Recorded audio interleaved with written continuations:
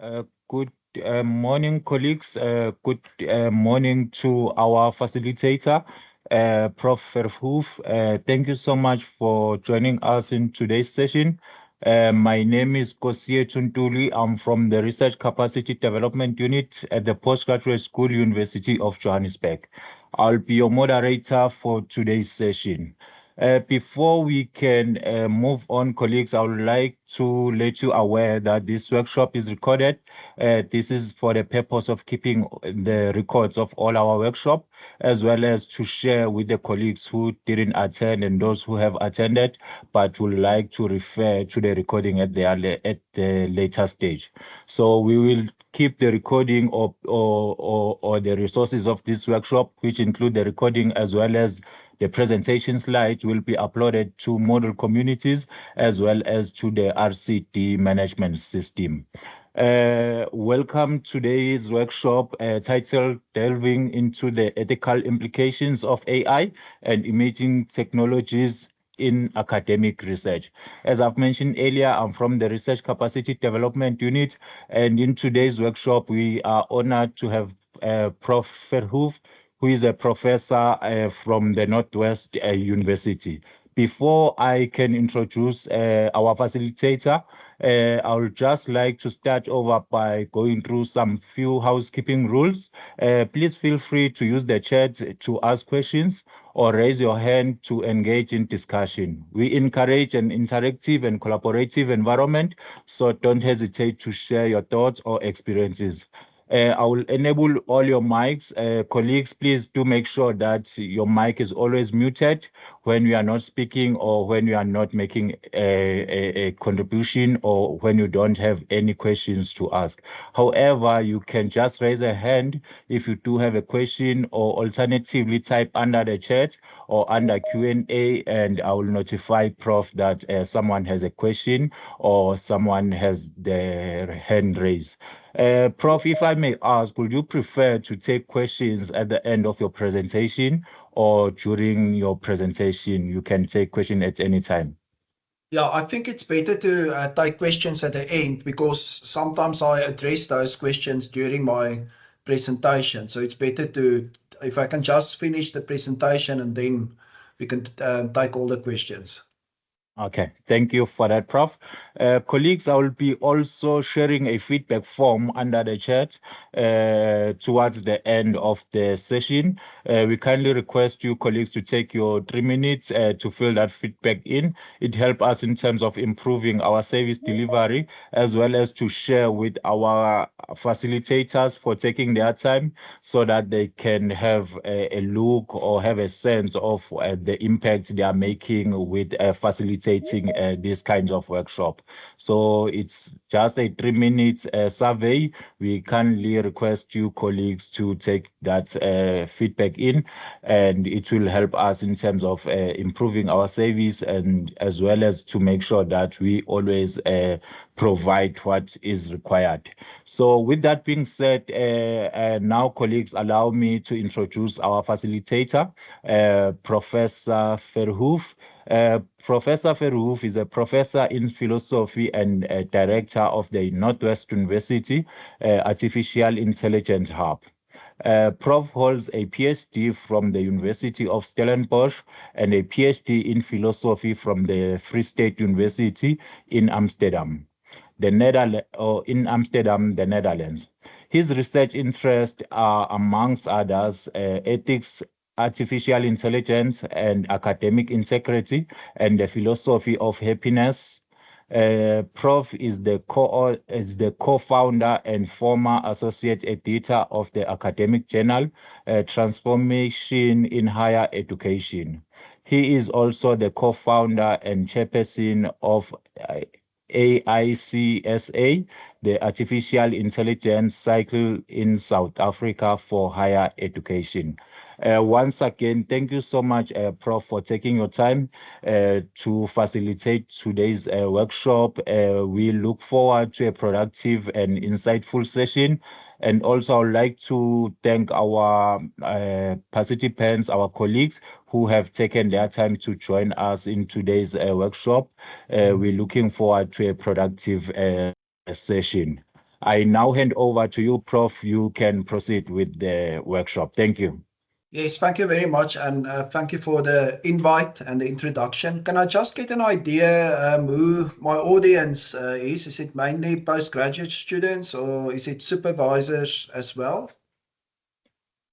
The participants mostly are supervisors and postdoctoral research fellows. Okay, so it's a combination. Okay, that's good. So Yes. I prepared in that way, so that will work good.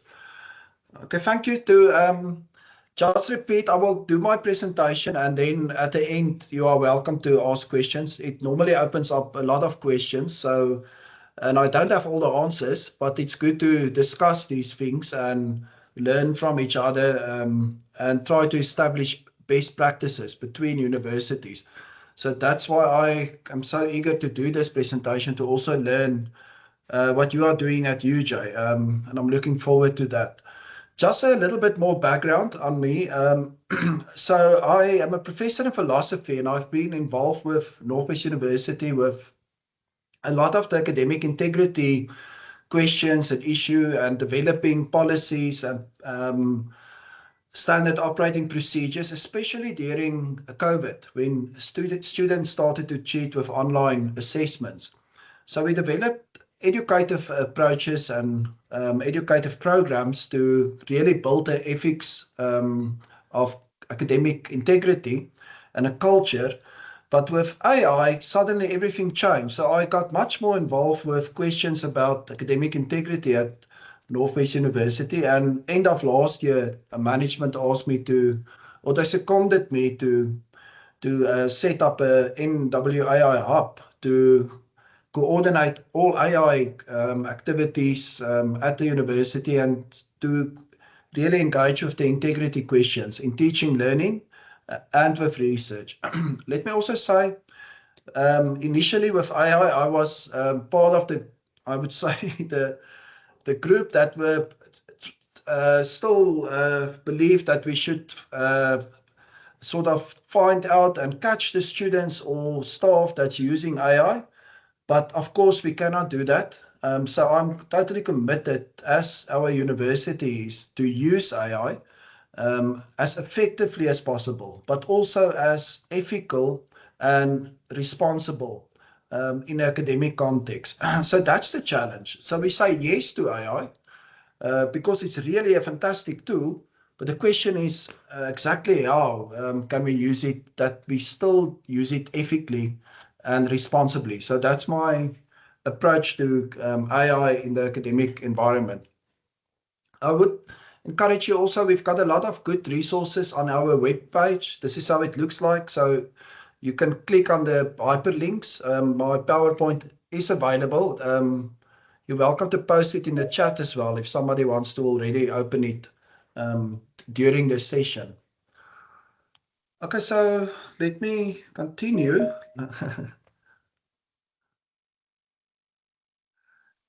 There. So let me first say, a lot of you are students working on your master's degree or doctoral degrees, and this was quite a thing in the past to say you're a master in your field after your master's degree, or even a doctor, that you're really a specialist, that expert. But now suddenly it changed, and I'll get to the huge changes AI brought. But the question will be, if you get your master's degree or your doctoral degree, or if you're a supervisor, guide your student to get those degrees, if they are really masters and experts in that field. Will it be your students or AI who's the expert? So that's a question to start with. Of course, we want to be masters in our field and the experts, but if there's an over dependency on AI, we might lose a risk that we will not be the masters, but only AI, and that might have huge implications. Keep that in mind. Just for a start, I want to start on a different note and say AI changes everything. So a lot of people that think AI is just a sort of a hype thing now and it will go away after a month or two or a year or two. But I disagree. I really think AI changes everything, especially in academia. is just so overwhelming, so powerful that we cannot think we will continue as we did like before in teaching, learning, or research. So there's a song of Climie Fisher, and I realized when I quoted this song, not many people know it, so I'm getting old, but I'll just play it a little bit for you, that you get a feeling of what I'm trying to say. Where is that now? Yeah. So Climie Fisher is singing the song in the 80s. Get the idea, this is the song when I was talking about AI, I thought, yes, this is really the issue we have, that love changes everything and AI changes really everything. But it, as the song says, it it can make you fly like love does, or it can break your wings. So there's some excitement, really potential, but also some huge risk, and especially in higher education, where we have the challenge of trying to learn people something that AI can just produce in seconds. Where we are doing assessments that will just become meaningless, useless, if AI can anyway do it. If we want to do research, but AI can answer those research questions in minutes. So everything changes, our supervision, even the admin with AI. And it's massive changes for, especially with postgraduate degrees and supervision, as I'll explain in this PowerPoint and presentation. Let me say, if you're going to be a good researcher in future, you have to take into account that AI can be a fantastic tool at the university, but it can also be something that really challenge us and how we are universities, in terms of, are we needed as academics or people with a master or PhD degree? So a colleague asked me the other day, are universities still needed? When will students start to say we're busy with a scam? Because we let people pay a lot of money, they get a degree, but what if AI can anyway do things that we try to answer through getting a degree? And also then, what will our jobs be in future if we get these degrees and master and PhD, if AI can do these things? So AI forces us to question our unique skills as human beings. What will you be able to contribute becomes a really crucial question. Because suddenly there are free knowledge and intelligence, really good intelligence available in all fields. We see it with especially tutor bots in education. It's fantastic tools.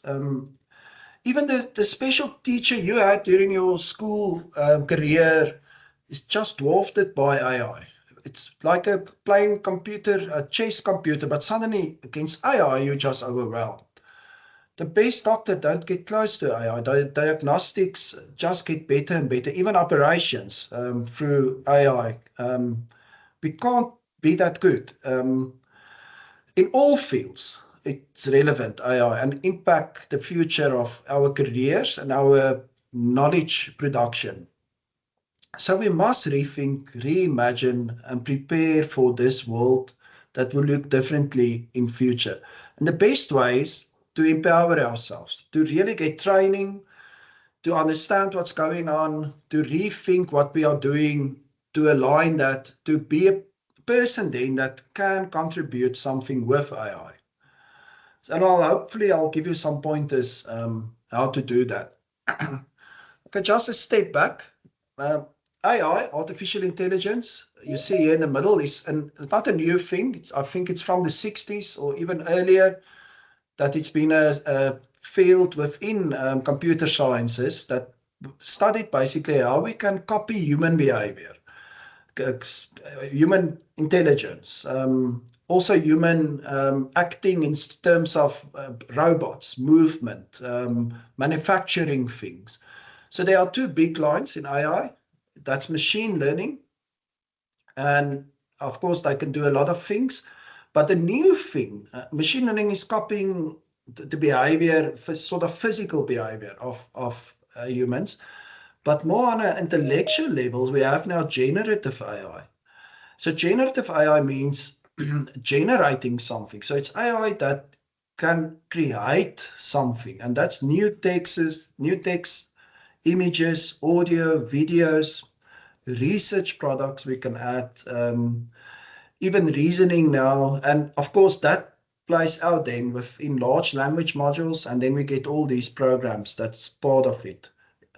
So my focus is more on the generative AI. And end of 2022, 30 November, ChatGPT 3 was launched, and that introduced a new phase of Gen AI. So 2023, we had AI, this high level of Gen AI, it improved a lot. 2024, already much better. So it's only 2.5 years now that we have these powerful tools impacting our whole university. I've been at a graduation ceremony yesterday, and it was interesting. Somebody from social welfare got his degree, and he focused on AI tutor bots in a social welfare care environment. So I think more and more degrees will focus on AI and also use AI. Let me continue. The first thing, of course, AI is fantastic. It can let us fly.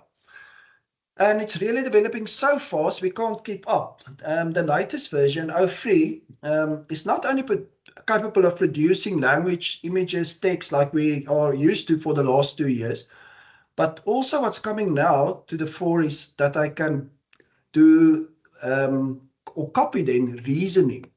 And that's really on a high level. I'm speaking about deep research, deep AI, normally they call it deep. But the complexity is just amazing how it copied that. But also in future, it seems to me we're heading for future where more and more decision making would be given to AI because it can reason. But one thing we as humans do is not only create text and stuff, we make decisions. So more and more decision making will be given to AI in our normal way of living and routines. So that's how I see the future will develop. It will really let us fly, and it does so already. If you look at the, you can Google it while I'm talking. There's a engineering bot, Leo.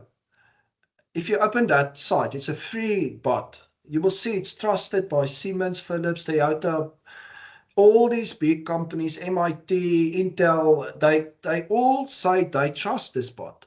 You can ask that bot a question, and you can ask it a complicated question. I asked it, how do you calculate the wind forces on a high-story building or something? And it gave me a short explanation. Then it gave me graphics.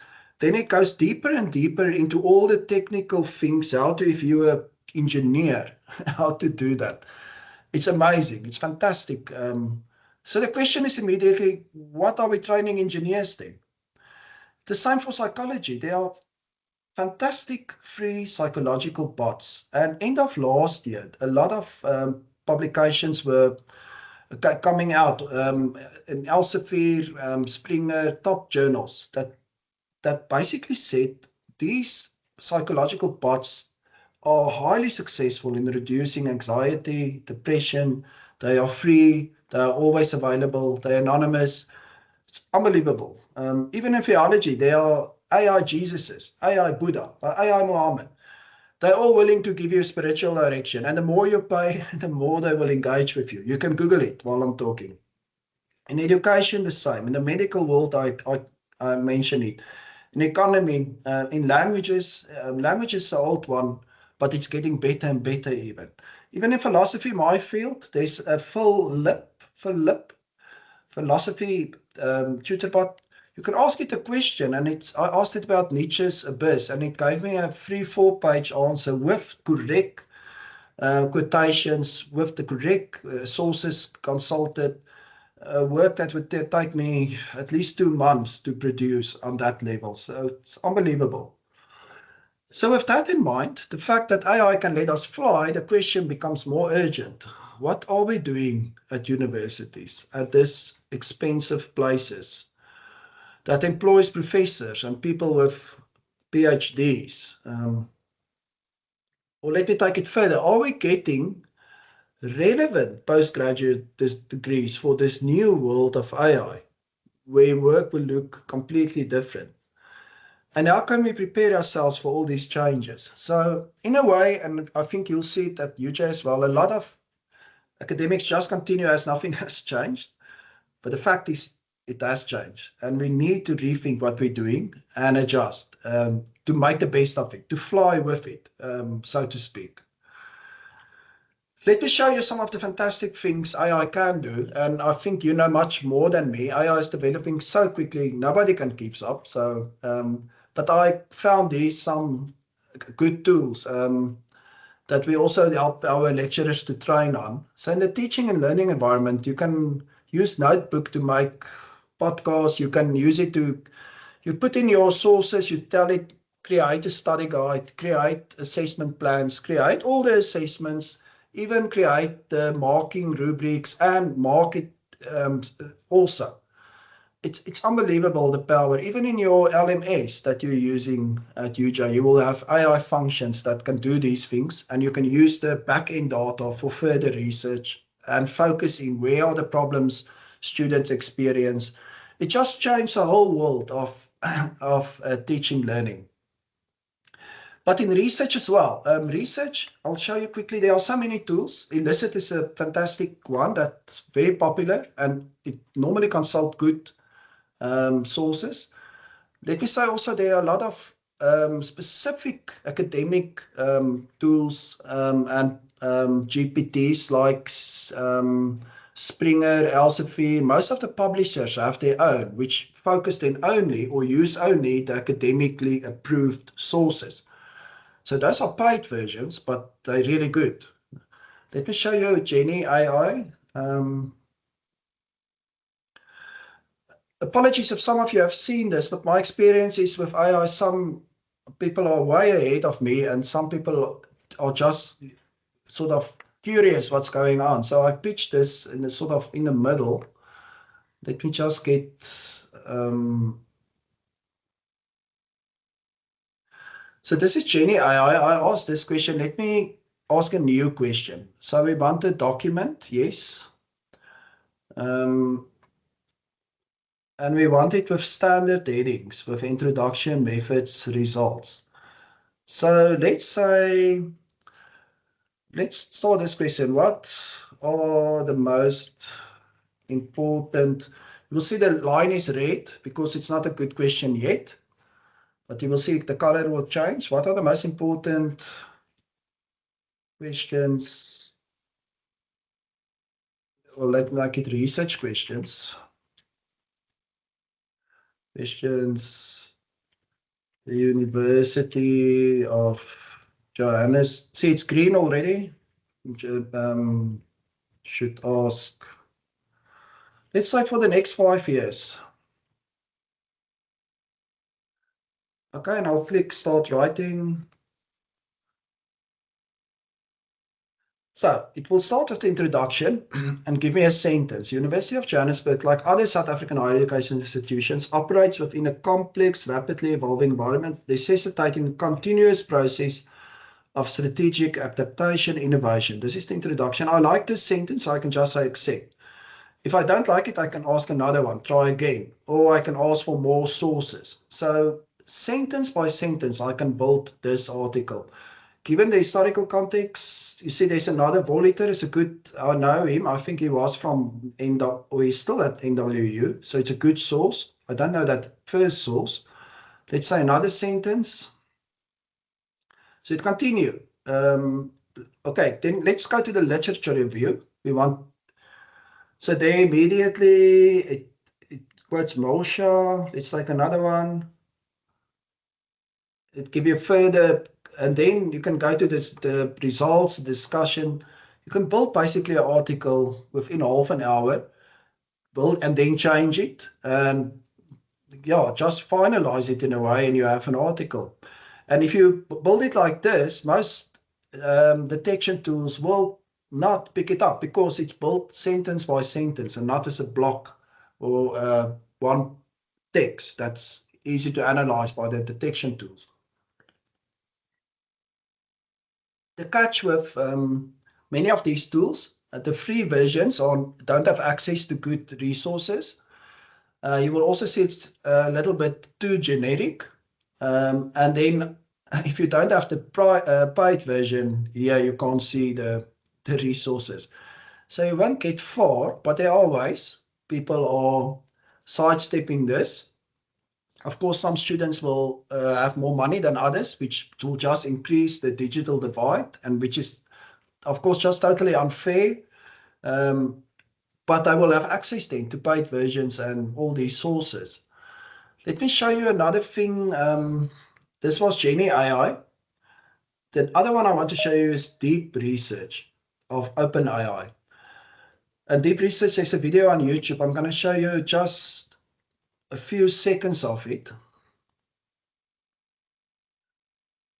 OpenAI just dropped Deep Research. This is their second agent right after Operator that is a combination of the powerful O3 reasoning model with tools. Most importantly, the ability to search the web. Deep Research, given a topic, will, well, go do deep research on it. It will explore the web and come back with a fully cited research paper, similar to exactly what a PhD researcher would provide, except it takes just minutes. And that's not even the craziest part. Sam Altman just said that Deep Research is already capable of doing a single-digit percentage of all economically valuable work. While that may not sound like a lot, it actually equates to trillions of dollars of value. And if the term economically valuable work sounds familiar, that's because that's OpenAI's own definition of AGI. Now, before I get ahead of myself, let me break down Deep Research for you. Let's start with a clip from the announcement. Mark Chen, head of research at OpenAI, makes a stunning proclamation. Their ultimate vision for agents is to uncover new knowledge. Let's watch. We think it's important for our models to start doing autonomous tasks for much longer in an unsupervised way. And this is core to our AGI roadmap as well. I think our ultimate aspiration is a model that can uncover and discover new knowledge for itself.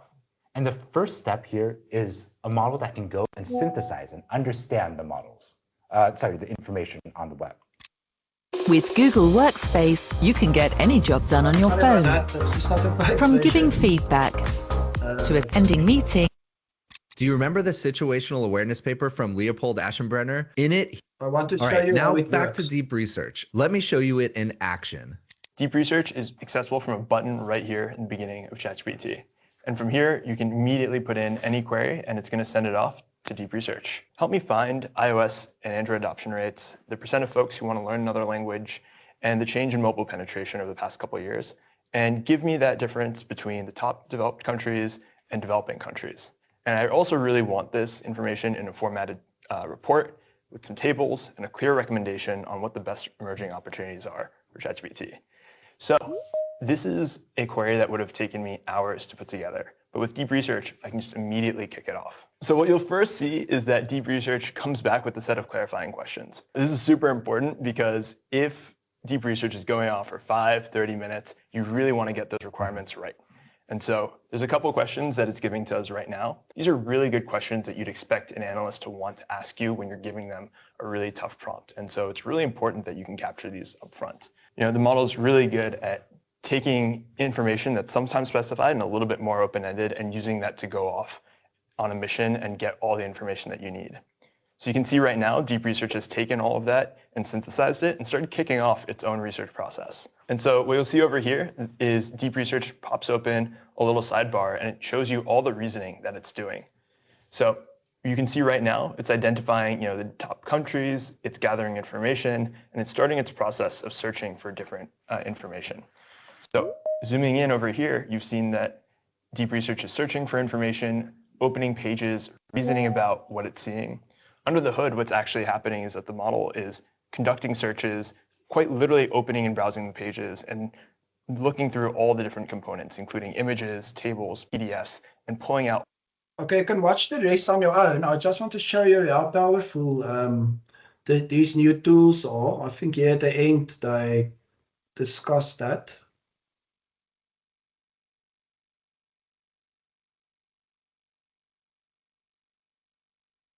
Reasoning tasks across a range of domains. It learned to plan and execute a multi-step trajectory to find the data it needs, backtracking and reacting to real-time information when necessary. The model is also able to browse over user-uploaded files, plot and iterate on graphs using the Python tool, embed both generated graphs and images from websites in its response, and cite specific sentences or passages from its sources. And because of this training, it reaches new highs on a number of public evaluations. Unbelievable. Let's take a look at that. So first, there's an exam called Humanity's Last Exam. And boy, that is a dark name for a benchmark, but here we are. Humanity's Last Exam is an evaluation that tests AI across a broad range of subjects on expert level questions. It consists of over 3,000 multiple choice and short answer questions across more than 100 subjects, from linguistics to rocket science, classics to ecology. So GPT-4o scored a 3.3%. That means it got 3.3% right on this test. Now let's move up. Claude 3.5 Sonnet scored 4.3, pretty good. OpenAI O1, there we go, 9.1, really good. DeepSeek R1, actually really good, 9.4. Then we have the O3 Mini Medium and O3 Mini High getting 10.5 and 13, but here's the big jump. OpenAI Deep Research, 26.6%. which is insane. That is double what O3 Mini High is able to achieve. That's because it has the ability to go search the web. That is the key. That is why agents are so powerful. It has tools, the raw intelligence of the model, and even the reasoning ability of these models. Okay, let me pause there. So the models now can reason, so they can learn themselves how to learn further. That's the point they want to make about AI, these new tools, and how strong they are. And this was, what's the date? It's already on this page. Was posted 4 months ago, and there are already new tools available. So it's just getting better, faster, the whole world of AI.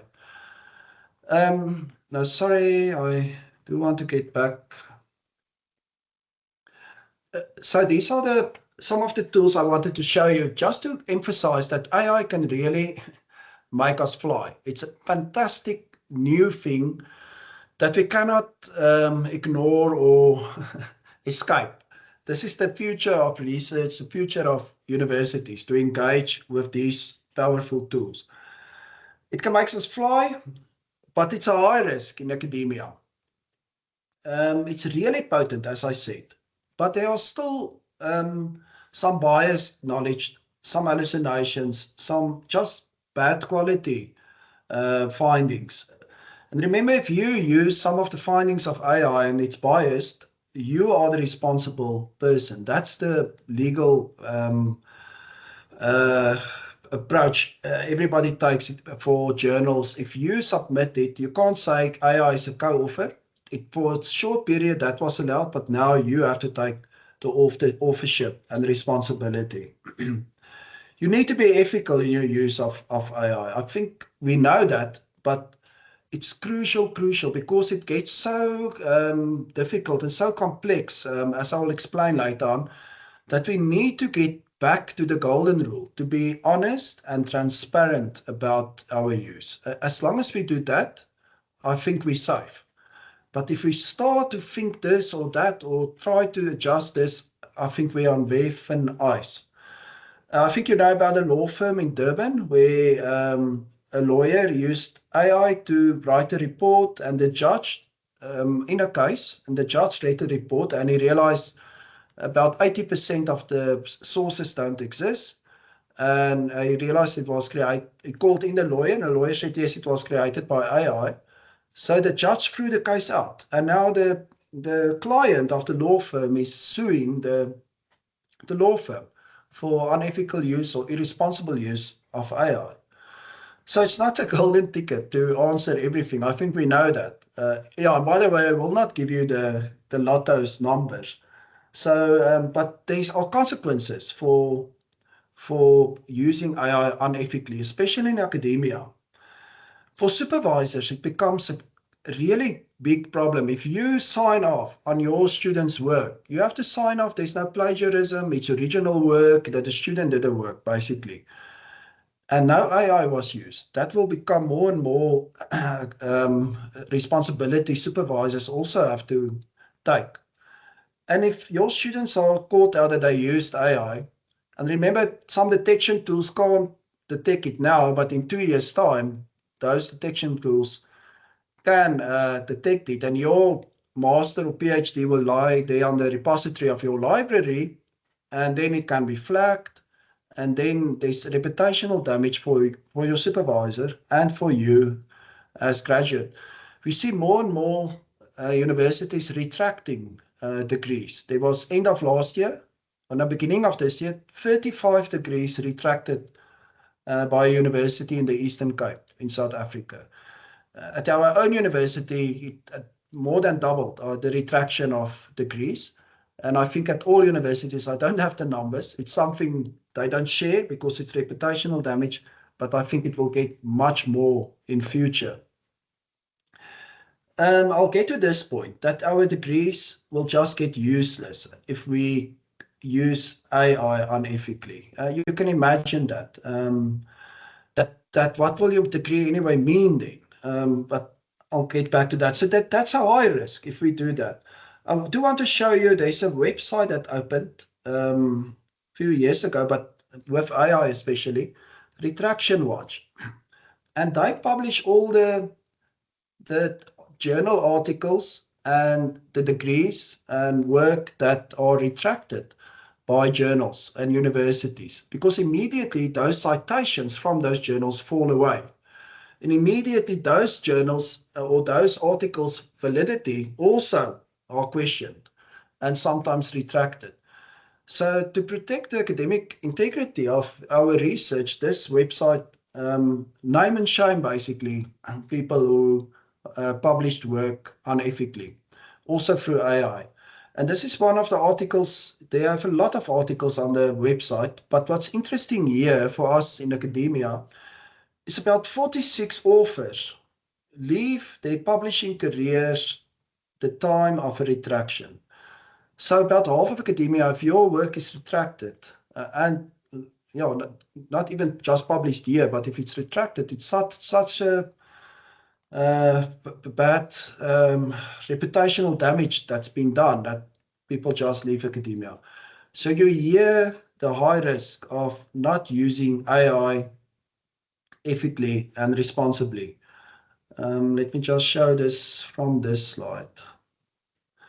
This is not to say we should not use AI. That's not what I'm saying. I said in the beginning, I'm all for using AI, but in an ethical and responsible way.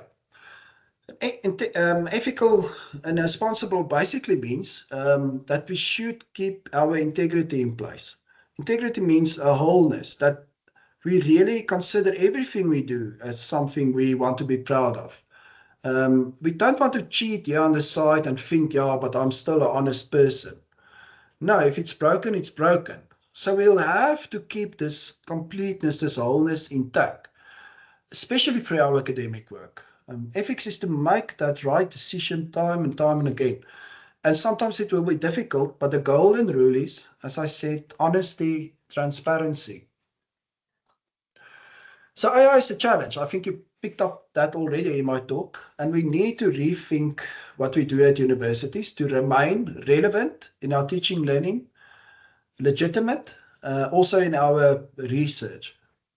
So let me just say, there is, of course, if you think about academia that needs to remain relevant and legitimate, it's true for all professions.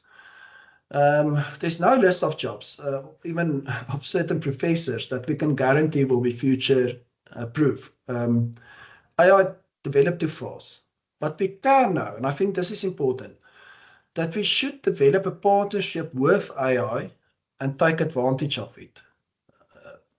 The second is we should develop what makes us uniquely human and also take advantage of that.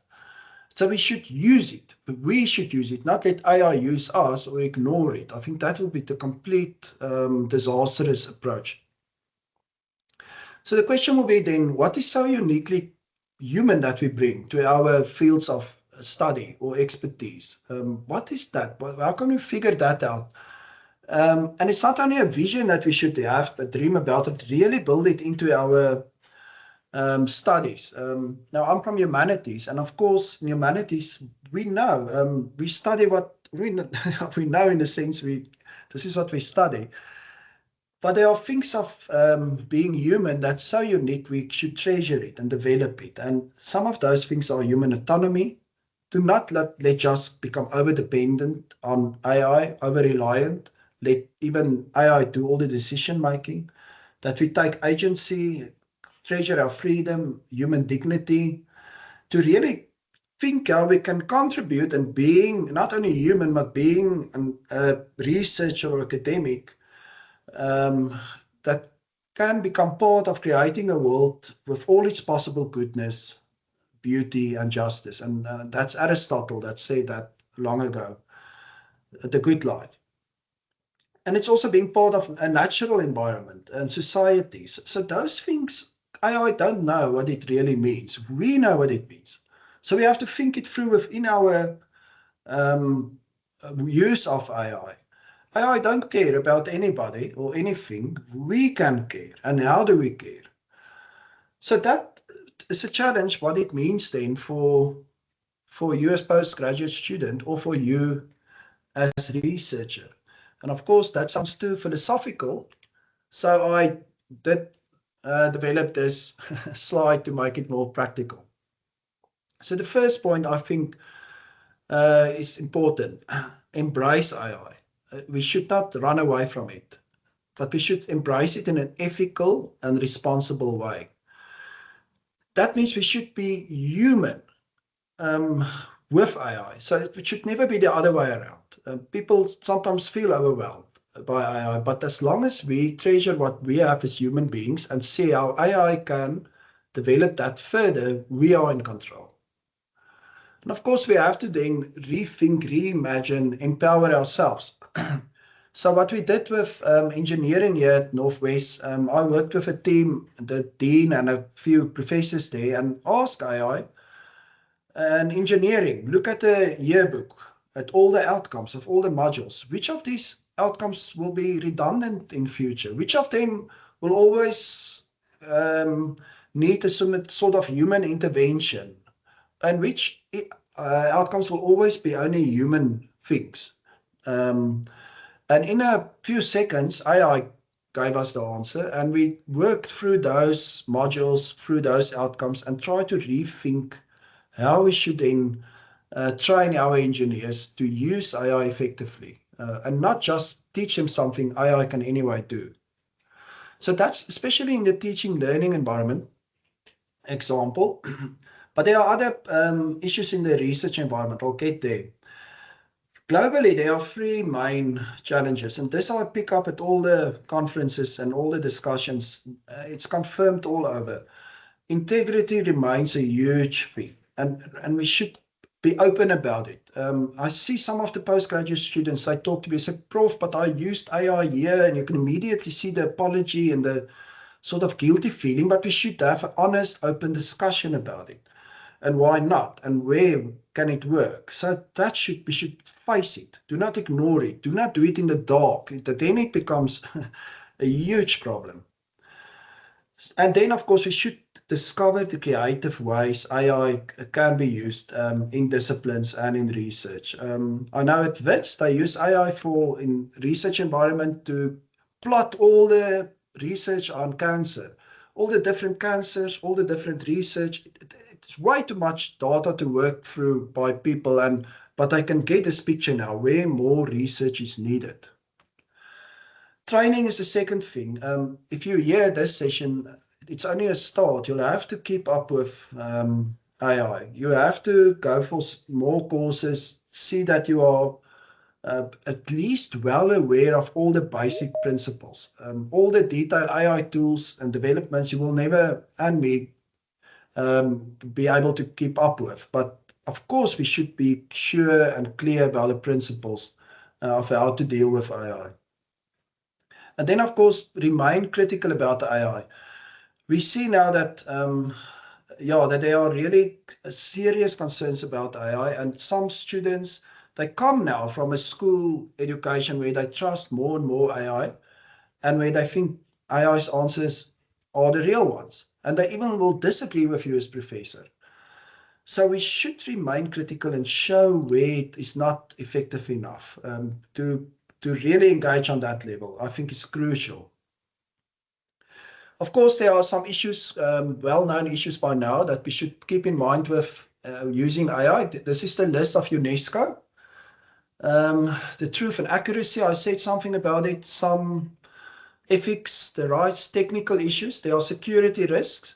I can show you in the end if there's a question that how to set the security settings on your AI tools, that you do not share your PhD with everybody on the internet by using AI, or your article that you're working on. Because if you post it and use it on an AI tool, it normally gets part of the algorithm and the training material, and then there's no originality left. So that will be a huge mistake you make if you upload your original work on AI tools, if the security settings are not in place. Of course, the digital divide is getting bigger. We have to keep it in mind. Open research costs about 200 euros, no, $200. It's about 4,000 Rand in a month. Some students will be able to afford it. Some will just pay it for 1 month, get deep research to write the PhD and then cancel it. But the fact is, we have to think about how to bridge this digital divide. No university can keep up with the regulatory adaptation. It's just too fast. So we all try our best. Content is used without consent. Many models can't explain how they got to that answer. Of course, there are so much things that are now generated, it just pollutes the internet. It's meaningless, useless texts that are created and videos and stuff. AI don't understand the real world. It's not a human being. It's reducing the diversity of opinions. You know that as well. So if the West put the most data in, the data you get out will be from the West. And the marginalized voices will just be marginalized further. So this is a huge concern by using AI. And generating deeper deepfakes, presenting things as the truth. And it's so difficult to disprove then afterwards because it's so good that AI presents it. So those are some of the problems or mistakes that we have to keep in mind. Hallucinations, being biased, not having access to academic sources, and often the quality is bad. It's getting better. But there are a lot of new problems I see now with new tools being developed, like Musk, Grok, and some other tools. They will just politically interfere. You can ask questions about Donald Trump, and some tools will give you his name and all the things he did wrong. And some AI tools will just not mention his name. They will only speak about I don't know, the 50th president, and they will just tell good things. So they manipulate the truths. It's now not only a mistake, it's on purpose. And of course, there's always the capitalist motive. They want you to buy this AI tool. They want you to stay engaged for advertisement. They want to let you use it so they can train themselves better with your interaction. So we are being used. So that we should also keep in mind. And of course, the other problems, the environmental problems, those are huge things other people are also concentrating on. So again, what does it mean practically for research? I'm nearly done with my presentation, then I'll go to the questions.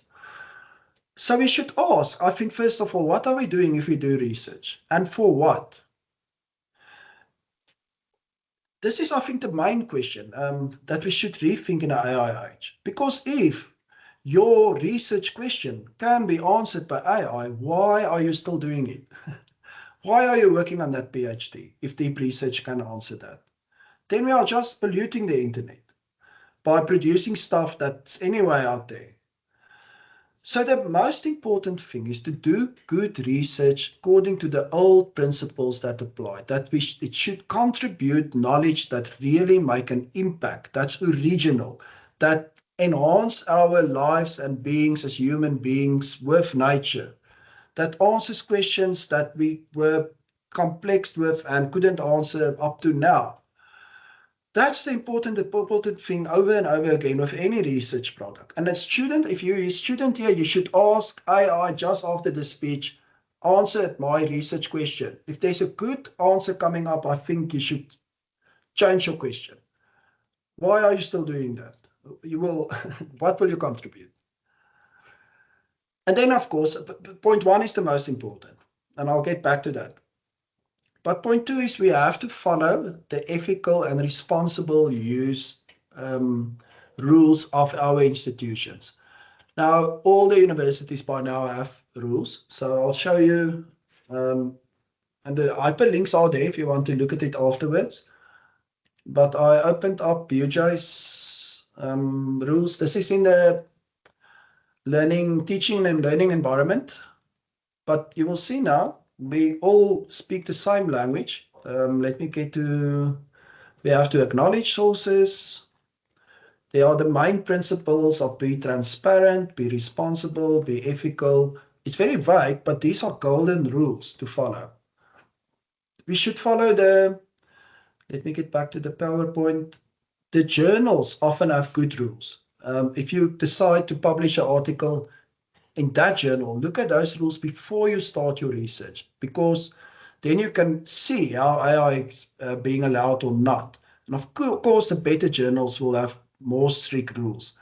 So that one I opened up. This is Sage.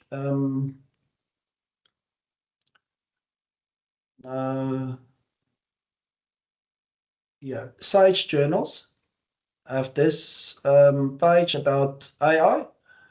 It's not long. It's basically 3 pages. Okay, 3 pages. Read it. It says basically what's allowed, what's not. AI assisted versus AI generated. So you may use AI, but not to generate all the things. What's allowed, what's not. Look at these things. Another crucial document in the South African context is the one of ASAF and Cielo. These were developed in 2024 already as guidelines for publishers and editors of their journals. This is available. You can just search it. It will be on the hyperlink of the the PowerPoint I give. But here you see recommendations for authors. Read through it.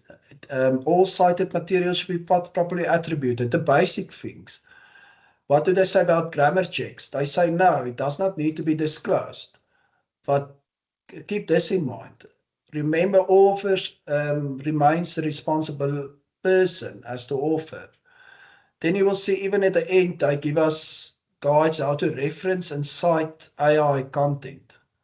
So this is ASAF, Cielo. I think most universities will follow these rules because it's a body that represents all the universities. So here you will see also some of the references.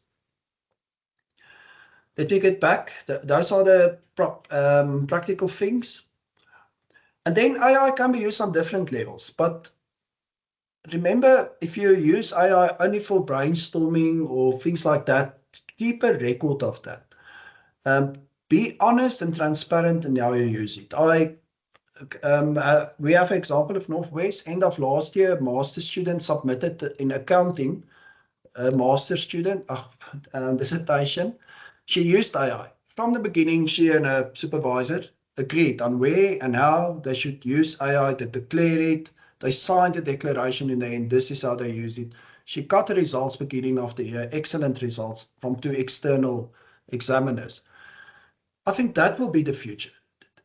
That's how we can go ahead. If you have to employ somebody now in accountancy who used AI in an open, honest way opposed to somebody who didn't use AI, of course, that person with an AI use have an advantage. But it would be the person who used AI and don't know anything about the accountancy, that's a huge disadvantage. So you hear the thinking. I talked yesterday to a professor at Wits in education. He also followed the same route now. But the golden rule is honesty, transparency. As postgraduate supervisor, I had, end of last year, to terminate one of my PhD students' work. He wrote chapter 1, it wasn't good. I said, just continue to chapter 2. And then suddenly chapter 3 was amazing. So I asked him, how did you manage? Did you use AI? He said, no. So I said, but how is it so good now? And he said, no, his writing matured a lot the past 2 weeks.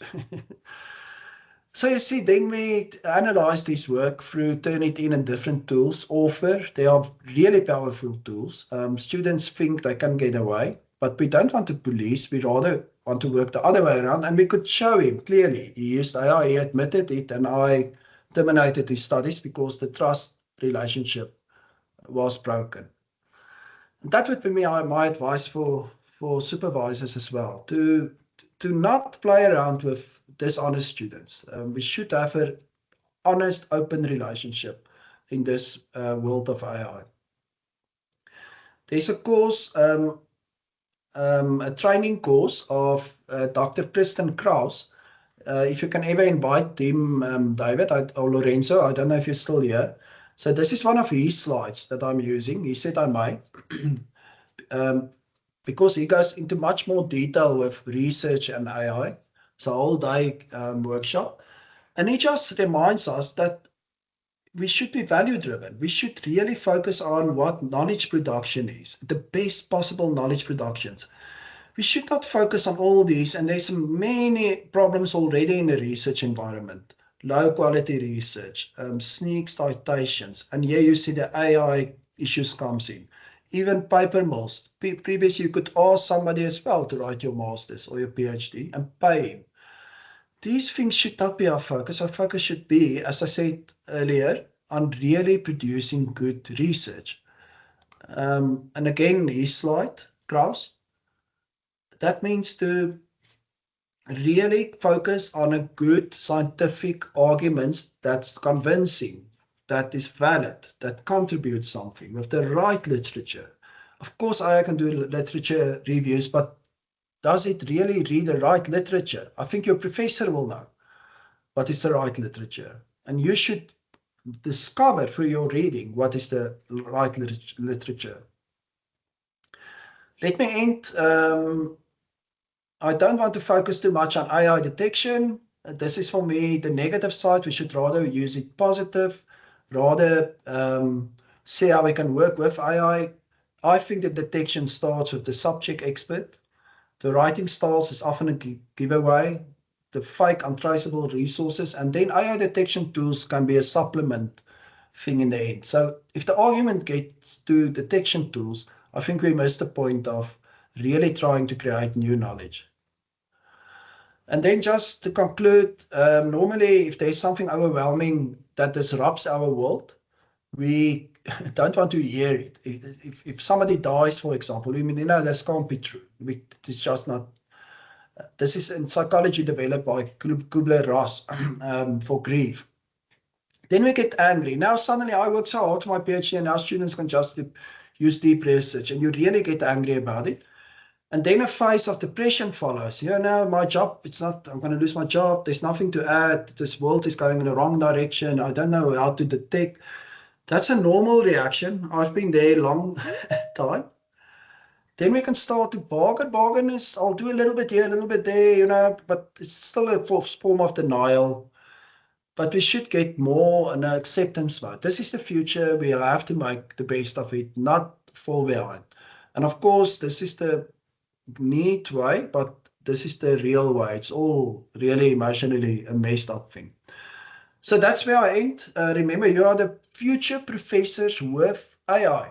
It's in your hands. It's something totally new, and we really need to look at this new generation of academics and researchers that can show us the way.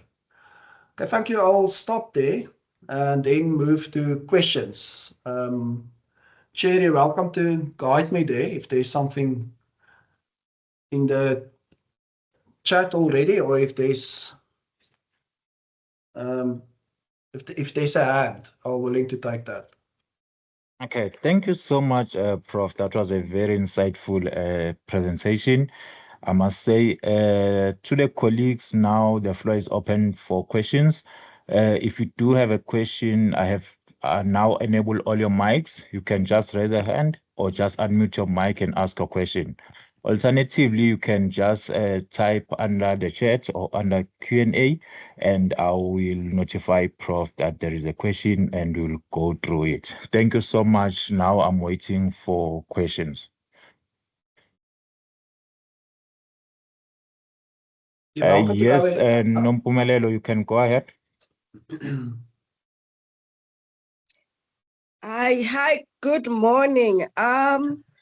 I am a postdoctoral research fellow right here at University of Johannesburg, but I used to be a lecturer. But I won't say which university.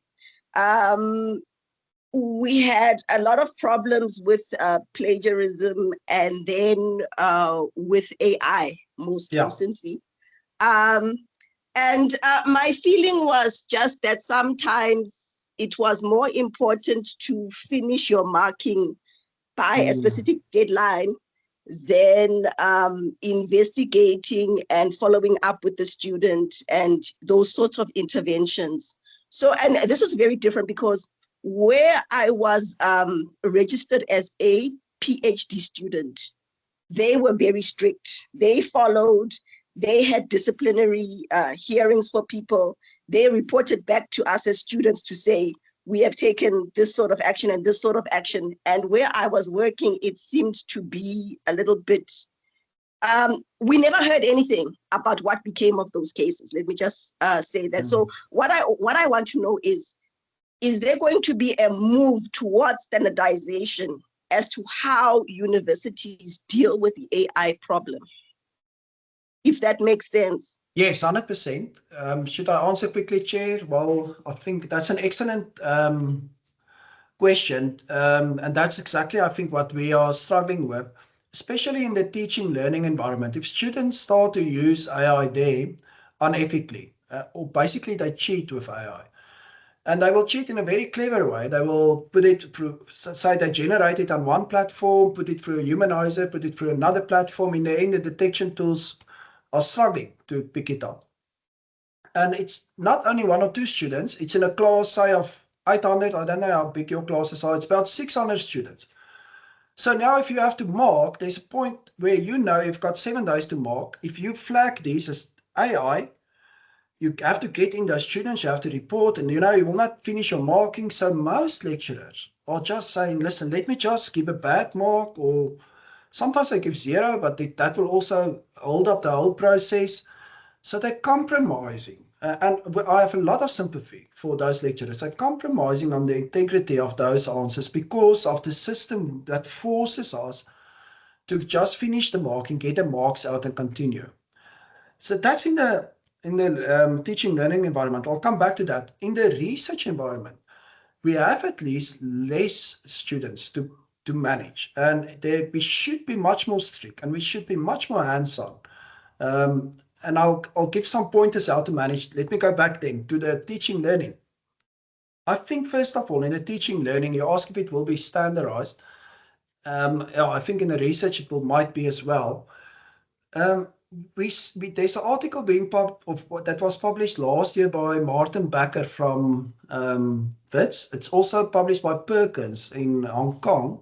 Let me just share my screen again. That explain the different levels of AI use. And I think we are trying this now at Northwest University at least, and try to train lecturers to really consider how AI can and should be used in assessments.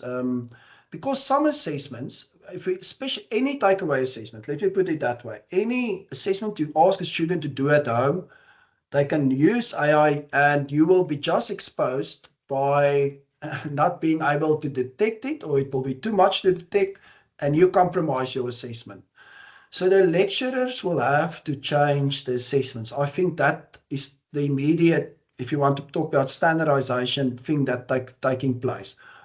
we have to rethink our assessments. Of course, assessments follow the outcomes of the module. So we have to rethink the outcomes. From there, we can rethink the assessments, and we can rethink assessments in terms of what do students learn through assessments and not just learn to be assessed.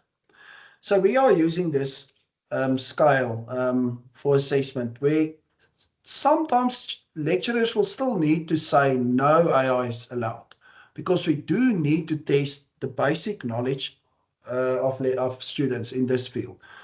But immediately I justified why I said no AI. Previously, we just continue with, without thinking about it. But now, in terms of our outcomes, if we say no AI, the only way to say no AI was used was to have a sit-down invigilated test or examination. No other way is foolproof. There are too many tools, too many integrated AI tools on all the platforms students work on.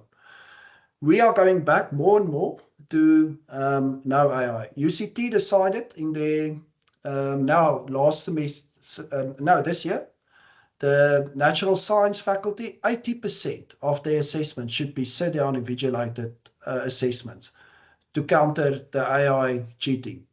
That's only the one faculty, but it gives you an idea the direction faculties and university will move. We'll have to do it.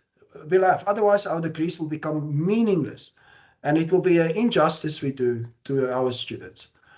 So sometimes it's no AI, we have to justify it. Sometimes we can, and we have to learn students how to use AI. So you can have lower levels of, that counts less, to say, okay, use AI for generating ideas. But here we encourage students not to ask AI for ideas, but first list their own ideas. Start with your own humanity and let AI help you further, and declare it and use it in your work further. AI-assisted editing are all these tools that Grammarly, Writeful. If you ask those tools to rewrite, they can easily rewrite also your argument and your style. That's not what we want. We want to let the student learn how to improve their own style, own argument, own formulations. So you see, that's also something we need to teach students. And then, of course, AI-assisted learning, you can just say to students, use AI, and then you criticize it. Go to different AI tools, get engaged, present something in the end, use AI completely in a creative manner. That works well, but they also see students cheat with that because they ask the one AI tool to evaluate the other AI tool, and it's getting just a silly circle and exercise. But yeah, and of course, full AI, the challenge there would be to get the right assessment question to tell them you can use AI as you want. You don't have even to declare how you use it.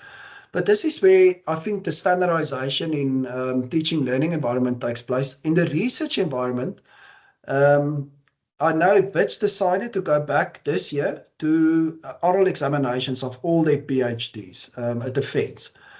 I think that's the international trend, that we'll have to go back. But the problem of postgraduate studies is we have a system where we only test the product at the end. And after 3 or 4 years, if your doctoral student failed the oral exam because he used AI, that will just be a silly exercise or outcome. So what I hear more and more is that we should be more process driven in terms of the assessments of, thanks for the applause there, process driven. So after the research proposal has been written, you'll have a colloquium. That student have to answer the question. You want to hear that there's some insights into the field, that some reading has been done, that there's already a test there if the student has actually read something. Then after chapter 1 or 2, then after, you see, there should be, after this process have been evaluated and quality controls throughout, of course, at the end, it's easier then to know this is good work. It's not only AI. So I think that's the way, if I can stop there with the question, that I think we will move in. Okay, I think it answered your question. I hope so. Chair, back yes, to it you. does. Thank you. Okay, thank you. Well, thank you, Dr. Nompumelelo and Prof for that. I see there is another hand from Dr. Beauty. You can unmute your mic and go ahead. Morning, colleagues.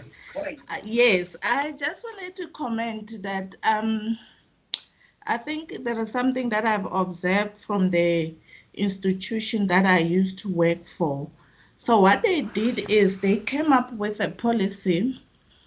So that policy was guiding on how, more especially in teaching and learning, they were guiding on how they should assess the students.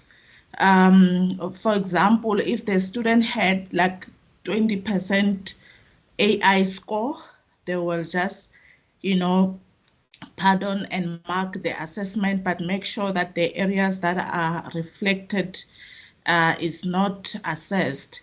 And then if the student has maybe less than 50%, between 20 to 50, then they give a warning if you are a first-time offender. And then when it's above 50, then they are not marking, they take you for disciplinary hearing. So I think that in the beginning, because when you start using tools, some people are struggling to to sort of learn how to navigate this.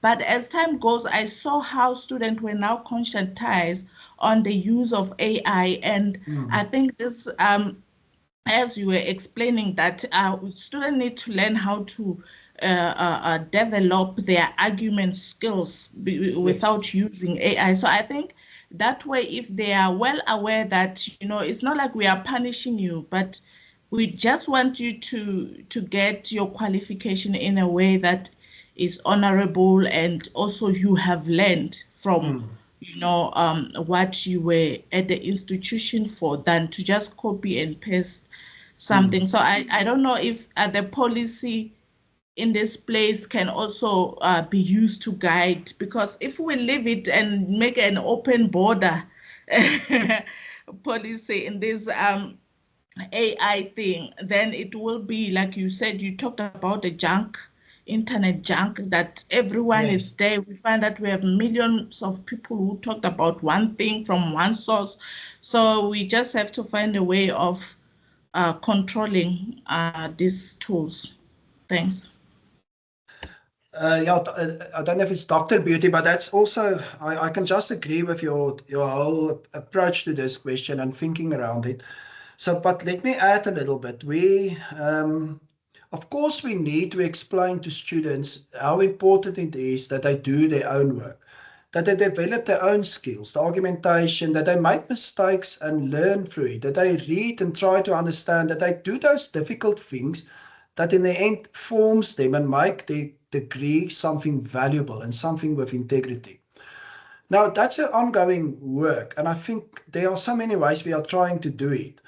But what we experienced at Northwest with COVID, when everybody, and I think everybody around the whole world were cheating with the online assessments, we asked the students, we did some research, why are you cheating and what will stop you cheating?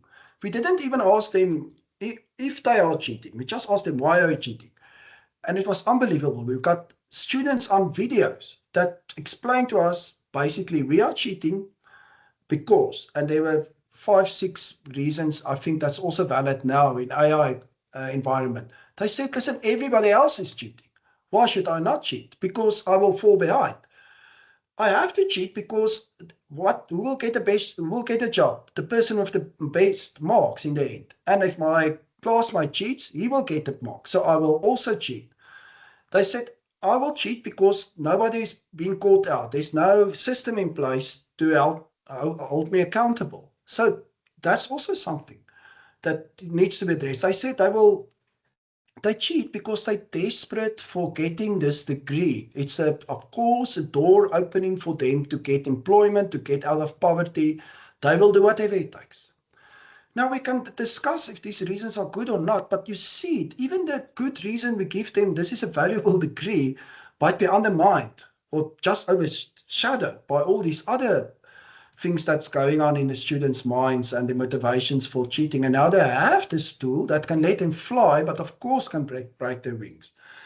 So we asked the students a second question, what will make you change that you will not cheat? And they said, of course, there should be fairness. There should be a system that is used to treating all the students the same. There should be integrity. There should be consequences. Sorry, is that the chair? I'll continue. Sorry about Prof.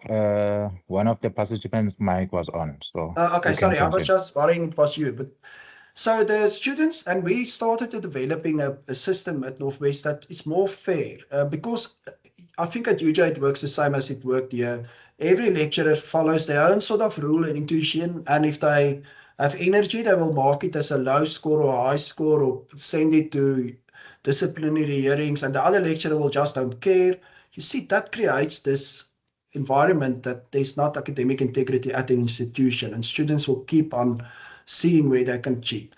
So that's a crucial thing that needs to change. Of course, we need to then educate students why and how their own work is important. That's the big picture. To focus then on the AI score, like AI plagiarism in the past, it's a very negative, counterproductive way of approaching plagiarism or AI. Turnitin has, I think, the best detection tool in the world at the moment. Students bring me 0GPT results and a lot of others, they are useless. Turnitin is not perfect. You can't sidestep it, you see. But now, if we depend on Turnitin or other detection tools, Turnitin, even in themselves, below 20%, they don't flag. It's only, I think, 2 lines that put there, or asterisk. Above, you still need to interpret it.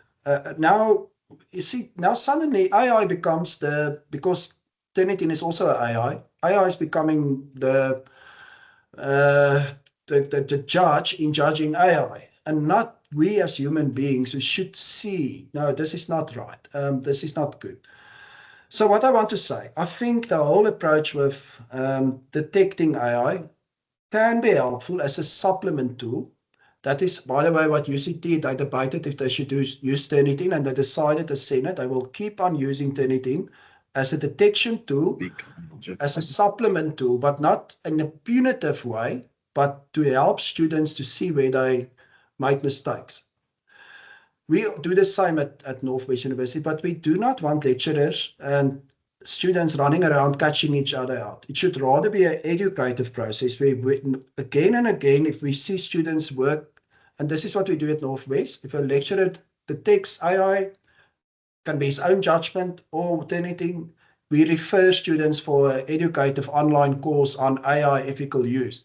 The system counts that person. Next time, other lecturer does. It counts. After 4 ticks, it escalates. So in the end, our judicial services with the investigations get only about 10% students, but they are the real ones who did all these educative processes, and they are then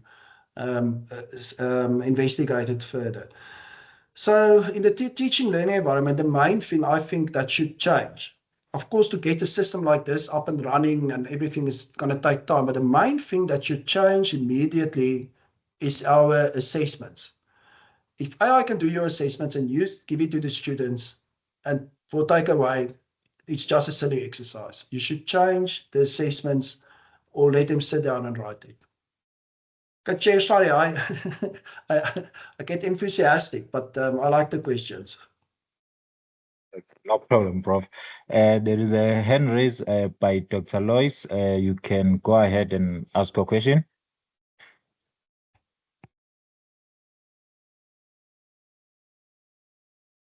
Dr. Lois, can you hear us?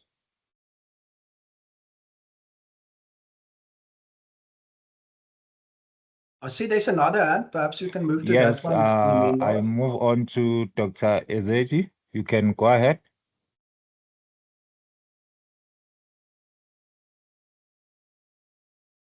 Hello, can you hear me? Yes, we can hear you, but you're sounding very far from your mic. All right, I'll try to speak louder. Thank you so much, Prof, for the presentation, and thank you also to the RCD for planning this workshop. It's very helpful. I just have a personal question regarding the use of AI.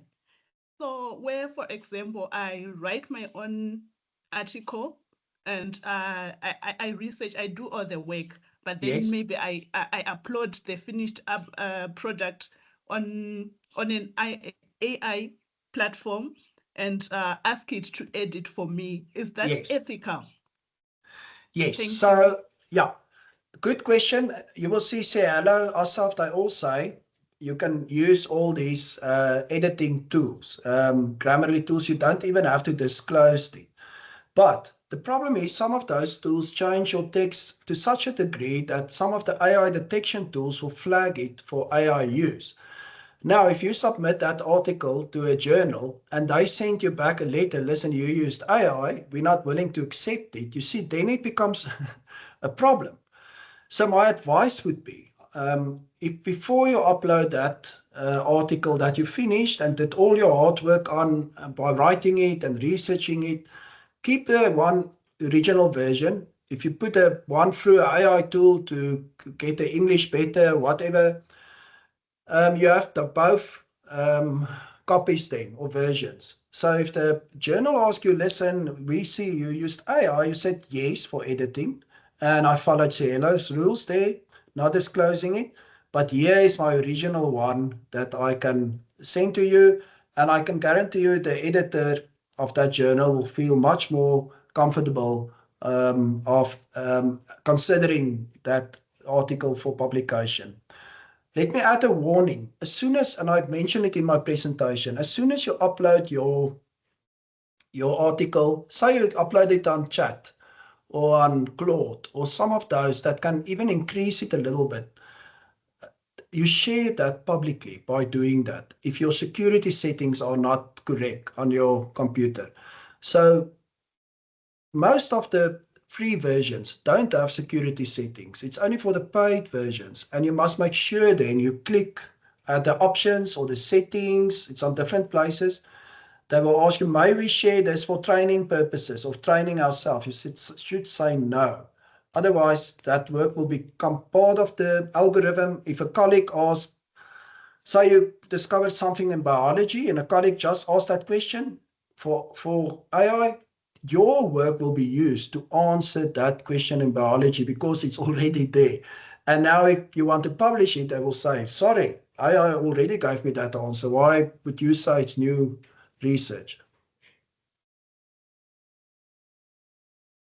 Thank you, Prof. I do hope Dr. Lois was answered, or I see an applause. Now we're moving forward to Dr. Ezeji. You can just unmute your mic and ask. Okay, good morning. Morning. Yeah, Prof. Good presentation. I listened to you. It was a very, very good presentation. I want to add something. For example, I'm not, it's not a religious something, but I just want to take a reference to the Bible in the book of Daniel, chapter 12:13. It stated that in the last days, knowledge and technology will increase. And we see what is happening presently, you know, about AI, technology, innovation, digitalization, and so forth and so on. And these things, you know, is being implemented in different spheres of life, in different aspects of life, in commerce, in trade, in health and education, everywhere, because it has already been prophesied for a very long time. And we should recognize and understand that we are now in that period of technological advancement and also digitalization. So what I am thinking is that it is very, very necessary that students must be made to understand. I don't know how it will be done, maybe through seminars, conferences, you know, through educational impartation or through different universities, even at this primary, secondary to tertiary level. You know, it should be, you know, the government must mandate people that are in charge to ensure that students go through training. They should have basic knowledge of how to use AI tools. And in the research areas or in the research sphere, it is necessary that researchers should also understand that AI is supposed to act as a supporting tools. It's not the, you should not just depend on AI to be the primary tools of conducting a research. So a researcher must go ahead and do his research. Now use AI as a supporting tools. The problem is that most of the students, some of the researchers that are very weak, you see, they are very lazy. Exactly. They just copy and paste in order to quickly do something done. So they forgot the former uses of how to do a research. So we must resort to those old system. Also complement it with AI, because we are here in technological age or technology age. We are not going back again. So the only thing is that there should be a responsive use of AI in education, in training, teaching, and learning, and passing information here and there. So I also suggest that globally there must be an acceptable ethics norms and the system of regulatory, wherever it might be done, either in UN or anything that has to do with education, that because every country has its own educational system. Maybe if they decide to do it globally or country by country, they should come up with an acceptable norm and the ethics of how to use AI, because if not so, it will be, AI will always destroy, will always interfere in our activities. And also we should finally understand that there is difference between human beings and the AI. Like, for example, a human being have cognitive abilities that AI does not have: emotional experiences, abstract thinking, and also creativity and emotional intelligence. So this is, but AI, you can use AI for maybe data processing and pattern recognition following the algorithm. So we should understand this, so that, and also you should let the children, the students, researchers understand that AI is not the primary tools that should be used. You should use as a complementary tools, to conduct that. Thank you, Prof. Okay, thank you. Yeah, I 100% in agreement with you. You added, I think, crucial points and emphasized some of the things I mentioned. But let me quickly respond, because you, as I said, mentioned crucial things. Of course, technology is something morally neutral. It's like using your cell phone. You can use it for calling your family and sympathize with your, or being in contact with them, building relations, but you can also use it for robbing a bank or criminal activities. A cell phone. It's the same cell phone. The same for AI. AI is technologically neutral. But there is an edge on AI in terms of what you say of the prophecies in the last days, that AI is so overwhelming and it infiltrates on such a huge scale our lives that it feels like AI is going to take over the world. It's going to be much bigger than us. But we should remember, AI is something that we have in our hands. That's my first point. It still remains a neutral technology that we should control. If we don't learn how to do it, we're going to lose that ability. So if students just depend and rely on AI and believe it, they will be controlled by AI. But if we learn them and we ourselves learn how to use AI to enhance our lives, then we stay in control. So there's something about that. I agree with you that the training should take place, that we make that shift.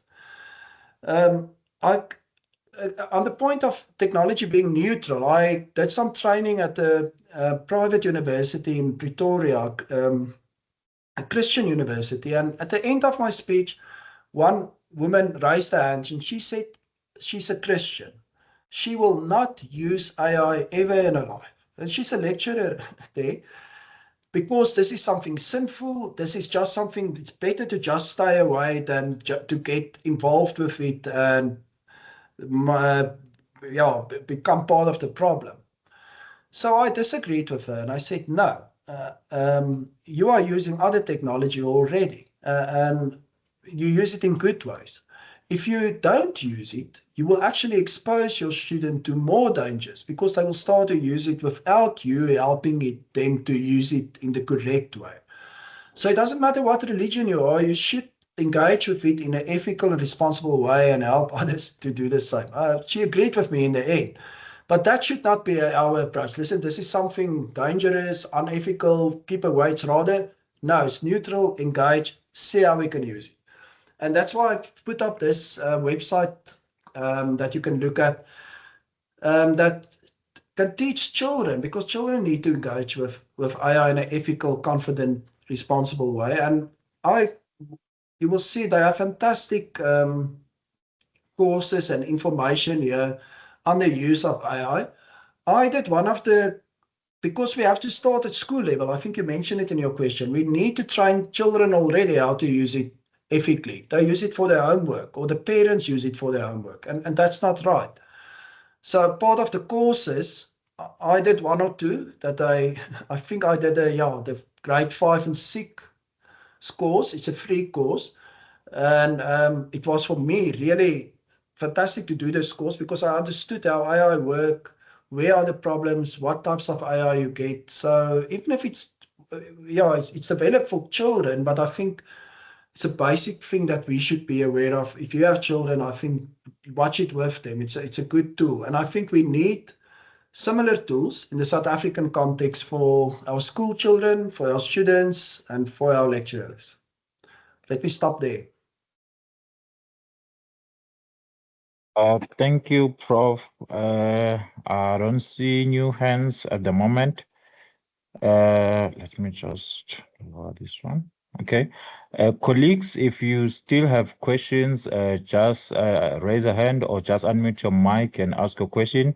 Or alternatively, you can type under Q&A or under the chat, and I will go through the chats and notify Prof.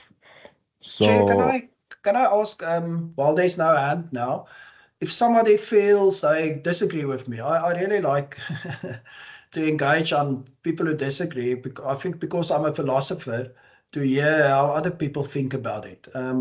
So I'm curious if there's somebody that felt I said something, but this is not, that this will not work for us, or this is not something I can do, or something like that. I'm just curious if somebody wants to share something like that. okay, Prof, that is well noted.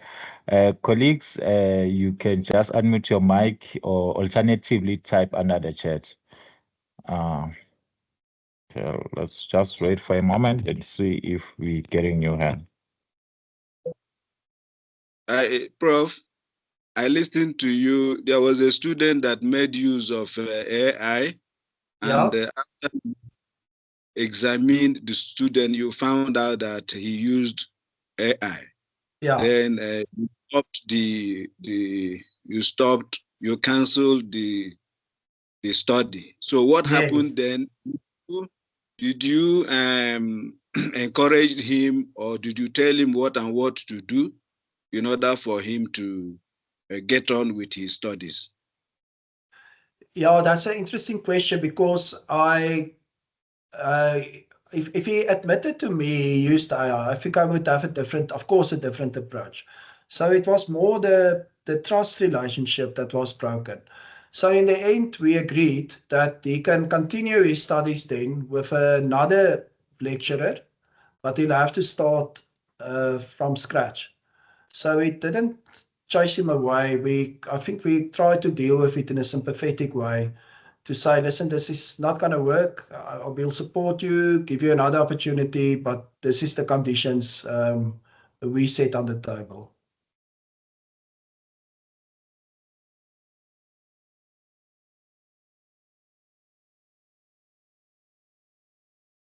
Okay, Chair, I don't see any other hands. Of course, people are welcome to email me afterwards. And what I can do, what I can recommend is, in terms of your own program there, to invite people to speak specifically on research and AI. This was what I presented, a very generative, general, generic sort of overview of AI and the implications. But I found that especially researchers, postgraduate students, they want to engage on a deeper level. So perhaps that's a option to follow up after this workshop. Yeah, thank you, Prof. Indeed, we will try to implement those and try to offer more trainings and more workshop of this kind now to involve even students, just to prepare them for their research journey to be ethically in terms of researching and the use of AI. So that's, I think, is in place. We are trying by all means to offer those workshops.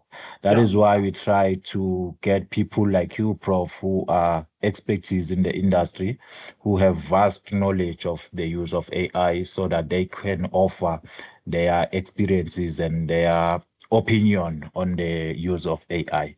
So I see we do have some couple of questions on the chat. There is a question from Peia. Is it possible to use the ethical theories when dealing with students? Yes, of course. We should justify through these ethical theories why we opt for transparency, honesty, what values are underneath these options we take, or these ethical positions we take. So that strengthened the argument for the ethics in AI. So that works good. I just found, my experience is, if you start with ethical theories, it might quickly, like it does in philosophy, become a debate about which ethical theory is the best, and in the end it get relativized, and in the end the AI ethics get relativized. So for me, it's better to say, do you agree? Honesty, transparency, who we want to be as people, this is for us important. Integrity in terms of our degrees of human beings. I think that's a strong enough approach. But sometimes students need more. So depending on, of course, in which environment you discuss it, I think you have to go into ethical theories. Well, thank you, Prof, for that. I do hope, Dr. Peia, you are answered. There is another question from Dr. Patient.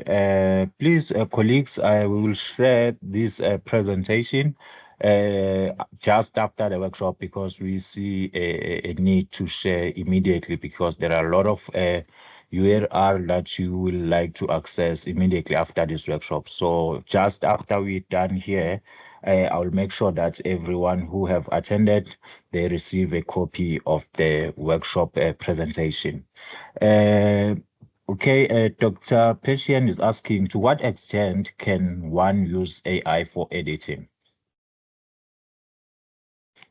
But just see, did I miss one question?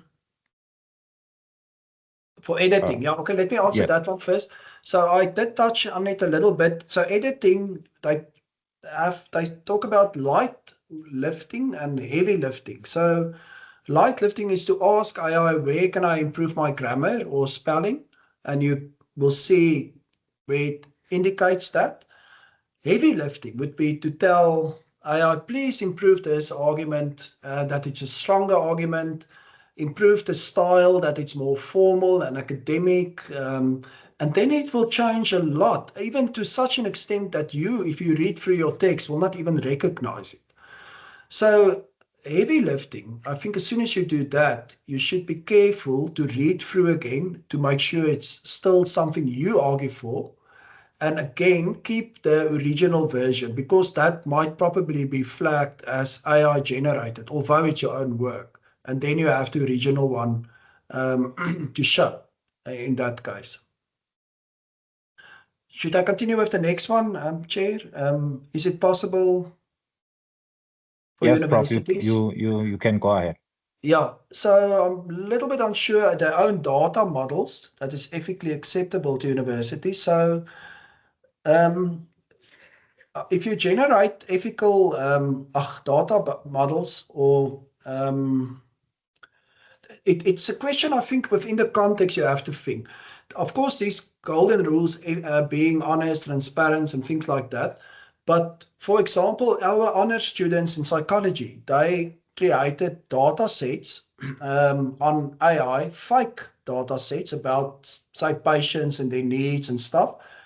And then we train the honor students how to analyze that data sets with the knowledge that these data sets are fake.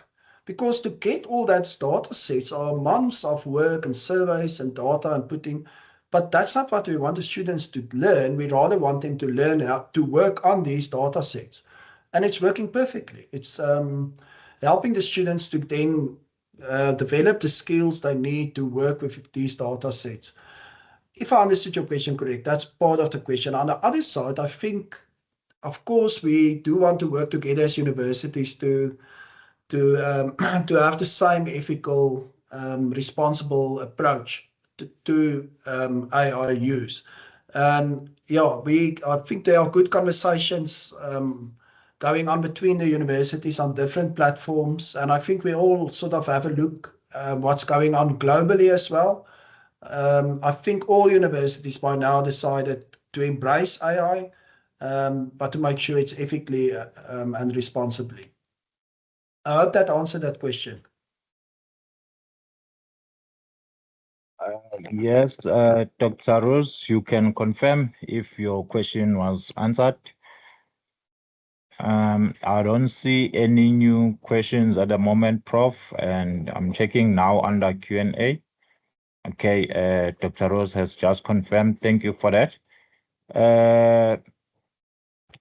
Okay, I don't see any new questions, Prof.